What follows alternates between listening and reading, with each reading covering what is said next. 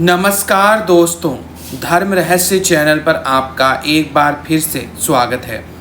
आज हम गुरु गोरखनाथ जी के साक्षात दर्शन की विधि और उनकी महिमा, संक्षिप्त कथा इत्यादि की जानकारी प्राप्त करेंगे।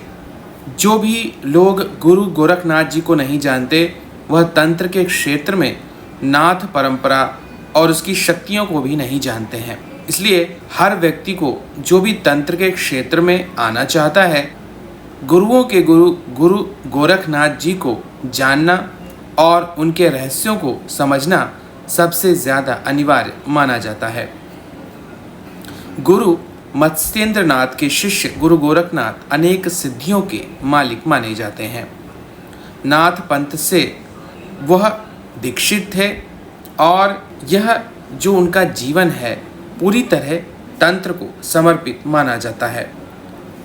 इस संबंध में जो कथा आती है, जिसके आधार पर पता चलता है कि इनका जीवन कैसे उत्पन्न हुआ, तो कहा जाता है कि एक बार गुरु मत्स्येंद्रनाथ किसी गांव में भिक्षा हेतु गए थे कि तभी एक घर में भिक्षा के लिए वह एक दरवाजे पर पहुंचे। एक गृहिणी स्त्री ने दरवाज़ा खोला और अचानक ही गुरु मत्स्येंद्रनाथ ने कहा, और आप मेरे लिए भोजन इत्यादि दीजिए। तब उस स्त्री ने पुत्र होने का आशीर्वाद मांगा। गुरु मत्स्येंद्रनाथ बहुत पहुँचे हुए सिद्ध थे, तो गृहिणी से पुत्र की अभिलाषा सुनकर मत्स्येंद्रनाथ ने गृहिणी को थोड़ी सी भभूत दे दी और कहा, इसे खा लेना। उचित समय आने पर अवश्य ही तुम्हें एक सुंदर पुत्र होगा जो बड़ा ही तेजस्वी होगा। यह कहकर गुरु मत्स्येंद्रनाथ वहां से चले गए। लगभग 12 वर्ष के बाद गुरु मत्स्येंद्रनाथ फिर उसी गांव में एक बार फिर से भिक्षा लेने के लिए पहुंचते हैं। जैसे ही वह उस गृहिणी के घर पहुंचे, उनको अपना दिया गया आशीर्वाद याद आ गया, तो उन्होंने बच्चे के विषय में पूछा। गृहिणी थोड़ी देर इधर उधर देखते हुए लज्जा महसूस करने लगी और कहने लगी, हे गुरु, उस दिन आपके जाने के बाद आस पड़ोस की औरतें बातें बनाने लग गई थीं कि ऐसी वैसी कोई भभूत नहीं खानी चाहिए, और इस कारण से मैंने आप पर शक किया और इसी वजह से मैंने उस भभूत को घर के सामने गोबर से बड़े एक गड्ढे के अंदर फेंक दिया था। यह सब सुनने के बाद गुरु मत्स्येंद्रनाथ अपनी ध्यान शक्ति से देखा, उस गोबर के गड्ढे के पास वो पहुँचे और उन्होंने आवाज़ लगानी शुरू कर दी। उनकी आवाज़ को सुनकर एक सुंदर और चेहरे पर तेज लिए हुए 12 वर्ष का बालक उनके सामने आ खड़ा हुआ। गुरु मत्स्येंद्रनाथ उस बच्चे को अपने साथ लेकर चले गए।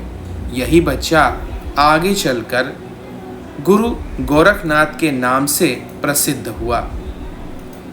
तो यह है जन्म कथा। लोगों का ऐसा मानना है कि गुरु गोरखनाथ जी हर युग में मौजूद रहे थे। गुरु गोरखनाथ जी ने पूरे भारत का भ्रमण किया था।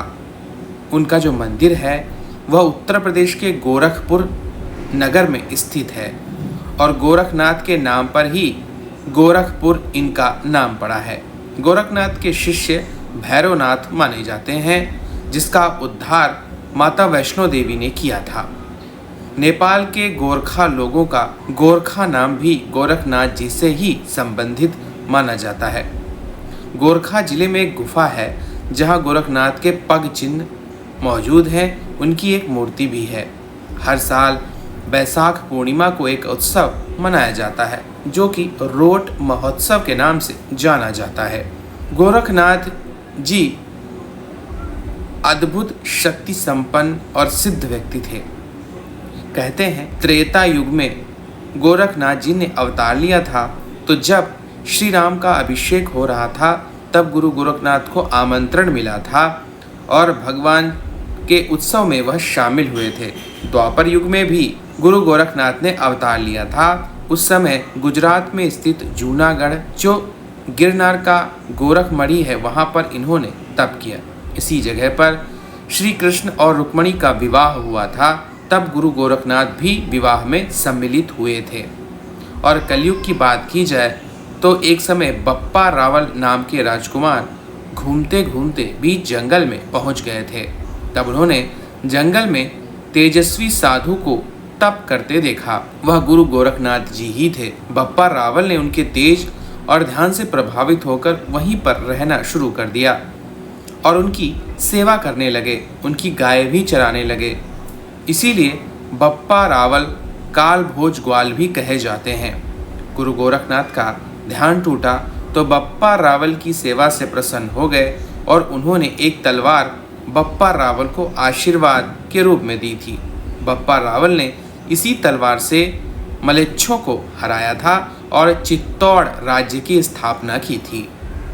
आप इससे अनुमान लगा सकते हैं कि गुरु गोरखनाथ की महिमा कितनी विस्तृत है और लगभग हर एक युग में इनकी वंदना और इनकी सिद्धियों का वर्णन हमें देखने को मिलता है। तो जहाँ तक बात है गुरु गोरखनाथ जी के सिद्धि की, तो उनके कई सारे मंत्र हैं और इनके जो मंत्र हैं उनसे और विभिन्न प्रकार की अन्य साधनाओं से भी इन्हें सिद्ध किया जा सकता है। लेकिन ज़्यादातर भगवान के इस स्वरूप श्री गुरु गोरखनाथ जी को आदेश शब्द से उच्चारित किए गए विभिन्न प्रकार के नाथपंथी मंत्रों से सिद्ध करके उनको विभिन्न प्रकार से प्रसन्न किया जा सकता है और उनके साक्षात दर्शन भी प्राप्त किए जा सकते हैं। तो गुरु गोरखनाथ जी के मैं 2 शाबर मंत्रों का यहाँ पर विधान बता रहा हूँ, जिसके माध्यम से आप इन्हें साक्षात प्राप्त कर सकते हैं। पहला मंत्र इस प्रकार है, ओम वज्र में कोठा, वज्र में ताला, वज्र में बंध्या दस्ते द्वारा, ताहा वज्र का लग्या किवाड़, वज्र में चौखट, वज्र में कील, जहाँ से आए तहाँ ही जावे, जाने भेजा जाकू खाए, हमको फेर ना सूरत दिखाए, हाथ को, नाक को, सिर को, पीठ को, कमर को, छाती को, जो खो पहुँचाए तो गुरु गोरखनाथ की आज्ञा फुरे, मेरी भक्त गुरु की शक्ति फुरो मंत्र ईश्वरो वाचा। इस मंत्र की सिद्धि करके आप 7 कुओं का जल लाकर इस जल को एक पात्र में एकत्रित कर जिस भी रोगी विभिन्न प्रकार से संकट से भरे हुए व्यक्ति को स्नान कराना चाहिए, रोगी को स्नान कराते समय उपरोक्त मंत्र का उच्चारण करेगा तो इस पर किया कराया वशीकरण, मारण, मोहन, उच्चाटन, विभिन्न प्रकार के जो तांत्रिक कर्म इसके ऊपर किए गए होंगे वह सभी नष्ट होते हैं और योगी को तुरंत आराम मिल जाता है। गुरु गोरखनाथ जी का एक अन्य शाबर मंत्र है, ओम नमो महादेवी सर्व कार्य सिद्ध करनी, जो पाती पूरे ब्रह्मा विष्णु महेश तीनों देवतन, मेरी भक्ति गुरु की शक्ति श्री गुरु गोरखनाथ की दुहाई, फुरो मंत्र ईश्वरो वाचा। इसका प्रयोग अगर करना है तो सांसारिक जीवन में आने वाली बाधाएं, पीड़ाएं इस साबर मंत्र के जागृत करने से दूर होने लगती हैं। उपरोक्त मंत्र का शाम के समय कभी भी उच्चारण किया जा सकता है। इस मंत्र की सिद्धि करने के बाद नियमित रूप से कम 27 बार इस मंत्र को रोजाना पढ़ना चाहिए। इन मंत्रों को जागृत करने के लिए शाम 6 से 9 बजे के बीच निश्चित समय पर 21 दिन तक प्रतिदिन गोबर के उपले की अग्नि प्रज्वलित कर इलायची के दानों से आहुति देनी चाहिए और यही मंत्रों को आपको जपना है और इन्हीं का दशांश हवन करके सिद्ध करना है। इस प्रकार इन मंत्रों की सिद्धि 21, 41 या फिर 3 या 6 माह में हो जाती है। यह निर्भर करता है साधक के ऊपर, क्योंकि जो भी साधना साधक करता है वह उसके खुद के प्रभाव हैं, उसके खुद की जो सामर्थ्य है उसी के अनुकूल उसको उसी हिसाब से विभिन्न प्रकार की शक्तियाँ और सिद्धियाँ देखने को मिलती हैं। तो इन चीज़ों को समझते हुए आपको ये जो साधनाएं हैं ये करनी चाहिए। इनके बहुत सारी चीज़ें हैं, उन साधनाओं को करने से आपको अनगिनत लाभ देखने को मिलेंगे।